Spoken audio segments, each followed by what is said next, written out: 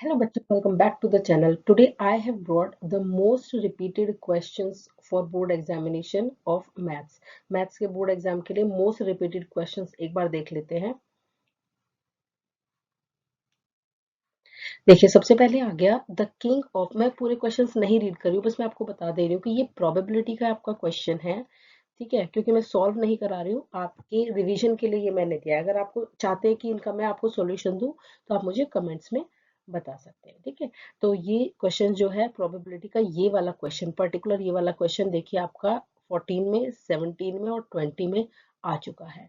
ये आपका जो है ट्राइंगल्स का क्वेश्चन 14, 17, 20 में ये आया है, रिपीट हुआ है इतनी बार। तो जब गैप हो जाता है, जैसे कि 2020 है, 25 में अब आपके एग्जाम होने वाले हैं, तो रिपीट होने के बहुत चांसेस रहते हैं इतने टाइम के बाद। ठीक है, solve the following pair of linear equation graphically. ये तो अगर आप 1 2 3 4 करके चले जाते हैं तो ये आपकी जो है, मतलब आप 3 सम्स भी कर जाते हैं तो आपकी प्रैक्टिस हो जाती है। 2 बार रिपीट हुआ है। और क्या कहते हैं, देखिए ये वाला जो इस तरीके के क्वेश्चन आते हैं ना, कि जो ट्राइंगल्स को आपको शेड करना होता है। जैसे आपका कोई भी ग्राफ बना और उसमें आपकी लाइंस इस तरीके से हो गई, तो वो बोलते हैं कि जो एक्स एक्सिस से ट्राइंगल बन रहा है, या तो इसको शेड करने के लिए बोलते हैं। तो एक्स एक्सिस से बोले तो आप इसको शेड करके आइएगा। और अगर आपको वाई एक्सिस से बोलते हैं कि वाई एक्सिस वाले ट्राइंगल को शेड करिए, तो आप इस ट्राइंगल को शेड करके आइएगा। बिकॉज शेड करने के भी आपको वहां पर मार्क्स मिलते हैं, कि मतलब उनको ये पता चल जाता है कि हमने जो पूछा है बच्चा रिकॉग्नाइज करता है एक्स एक्सिस और वाई एक्सिस पर ट्राइंगल कहाँ है। फाइन। तो यहाँ पर क्वेश्चन 4 आ गया आपका। ये वाला आप देख लीजिएगा, 2 बार जो है क्वेश्चन ये वाला आपका रिपीट हुआ है। 2011, 20, तो 25 में आने के चांसेस हैं।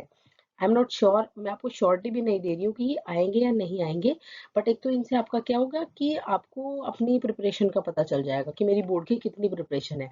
और एक बार जब ऐसे 20-15 क्वेश्चन ऐसे कर लेते हैं तो हमें ऐसा लगता है कि जैसे हमने एग्जाम में बैठ के कर लिया, तो हम रेडी हो जाते हैं एग्जाम देने के लिए।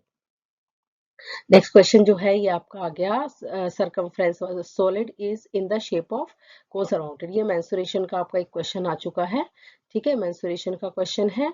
और फिर ये आपका देखिए कितनी बार रिपीट हुआ है ये क्वेश्चन, 11, 12, 15, 20, इतनी बार रिपीट ये क्वेश्चन हुआ है। तो ऐसे ऐसे क्वेश्चन आप बार बार करें, ये नहीं आएगा तो इसके जैसे आएगा, ये आपको ध्यान रखना है। नेक्स्ट जो है ये आ गया आपका, ठीक है, स्टैट्स में से ये वाला आपका क्वेश्चन आ गया है। आपका क्वेश्चन नंबर ये, देर आर 104 स्टूडेंट्स, इतना इतना हाउस एग्जामिनेशन पैरेलल रोज। ठीक है, ये वाला आप देख लीजिएगा क्वेश्चन। ये 11, 13, 15 टाइम्स। आपको अगर सॉल्यूशन चाहिए तो मैं बार बार कह रही हूँ कि आप मेरे को बताइएगा, मैं आपको एक वीडियो में इन सबका सॉल्यूशन प्रोवाइड कर दूंगी। ये आपका आ गया ट्रिग्नोमेट्री हाइट एंड डिस्टेंस से। नेक्स्ट ये आपका आ गया, ठीक है, ट्रिग्नो से ही। और आपका ये वाले तो बहुत ही इंपॉर्टेंट क्वेश्चन है। फर्स्ट चैप्टर, सेकंड चैप्टर, ये मतलब जो इजी वाले चैप्टर है, इसको तो आप जरूर करके जाइए। मतलब जरूर करने तो सभी है देखिए, पर ये तो गिने चुने क्वेश्चन है जो पता है कि एज इट इज आने एग्जाम में, तो इनको तो थोरोली करके चाहिए कि वहां पर मिस होने का कोई चांस ही ना हो। ट्राइंगल्स में से ये क्वेश्चन यहाँ पे मैं जो है मेंशन करना जल्दी में भूल गई हूँ कौन कौन से ईयर में है, बट ये वो क्वेश्चन है सारे जो बहुत बार रिपीट हुए, एटलीस्ट 2 तो हुए ही हुए हैं, कोई 3 बार भी रिपीट हुआ है, 4 टाइम्स भी हुए हैं। इस तरीके से क्वेश्चन नंबर 13 आ गया आपका। ये क्वेश्चन नंबर, ये के वाले जो क्वेश्चन आते हैं, ये आपके जो क्वाड्रेटिक इक्वेशन चैप्टर है, ये के वाले क्वेश्चन जो आते हैं, देखिए क्वाड्रेटिक में से सिंपल क्वेश्चन भी आता है। सिंपल क्वेश्चन भी आएगा कि सब्स्टिट्यूशन मेथड से, एलिमिनेशन मेथड से कैसे सॉल्व करना है किसी भी इक्वेशन को, या फिर रूट्स बाय क्वाड्रेटिक फॉर्मूला आ जाता है कि उससे रूट्स फाइंड करिए। लेकिन जो ये के वाला क्वेश्चन है, ये अच्छे मार्क्स में आपका के वाला एक क्वेश्चन जरूर आएगा। तो सीबीएसई के सैंपल पेपर ले, कोई इधर उधर बुक में आप इधर उधर सर ना मारे कि मैं अब आर डी शर्मा ले लूं। देखिए आर डी शर्मा आपको करनी है, आप अपने लिए करिए, ठीक है, लेकिन टाइम वेस्ट है। मैं बुक को खराब नहीं बता रही हूँ, लेकिन इस टाइम पर जब आपका एग्जाम इतना क्लोज है, उस टाइम आप आर एस अग्रवाल या आर डी शर्मा लेके बैठेंगे तो आपको कुछ नहीं आएगा, पैनिक रहोगे पूरे टाइम। तो आप सीबीएसई के 5 सैंपल पेपर्स कर लीजिए, बहुत है सीबीएसई के 5 सैंपल पेपर्स। और एनसीईआरटी, जितनी भी आपकी छुट्टियां हैं उससे पहले पहले एनसीईआरटी करके और 5-6 सैंपल पेपर्स आप कर लीजिए। बहुत अच्छा पेपर जाता है मैथ्स का। बोर्ड एग्जामिनेशन के हम जब कॉपीज चेक करते हैं तो हमें पता रहता है 90% पेपर आता है एनसीईआरटी में से। ये सिर्फ एक हवा फैला हुआ है कि भाई कहाँ से पेपर आया, कहाँ से आया, ये सिंपल एनसीईआरटी से पेपर आता है, लैंग्वेज थोड़ी चेंज कर देते हैं, ये चीजें चेंज कर देते हैं इतना। तो 5 सैंपल पेपर्स आप करके जाएंगे तो कोई इशू नहीं होगा। ठीक है, एपी में से ये क्वेश्चन, इस टाइप के क्वेश्चन, सम के क्वेश्चन बहुत ज्यादा आते हैं एपी में से।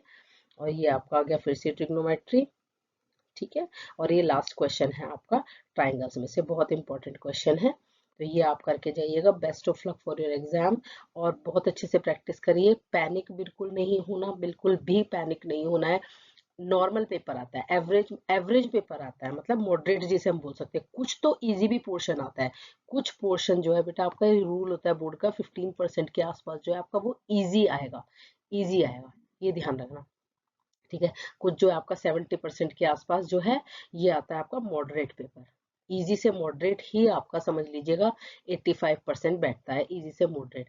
15% या फिर 10% जो है वो आपका हार्ड पेपर आता है, जिसे हम कह सकते हैं कि लैंग्वेज को समझने में बच्चों को टाइम लग जाएगा, इस तरीके के क्वेश्चन। ठीक है, तो ये आप देख लेना, जैसे मिनट्स वाले क्वेश्चन आते हैं, टाइम वाले क्वेश्चन आते हैं, थोड़ा सा टाइम कंज्यूमिंग होते हैं। वरना 85% आपका ऐसा आता है जो एनसीईआरटी में से एज इट इज भी आ सकता है, सिर्फ लैंग्वेज इधर उधर करके। तो best of luck for your exam, और प्लीज इस वीडियो को अपने फ्रेंड्स को जरूर शेयर करें, अपने स्टेटस पे लगाएं, व्हाट्सएप स्टेटस पे लगाएं, जिससे कि, या अपने दोस्तों को शेयर करें, जिससे कि बहुत बच्चों की हेल्प हो सके।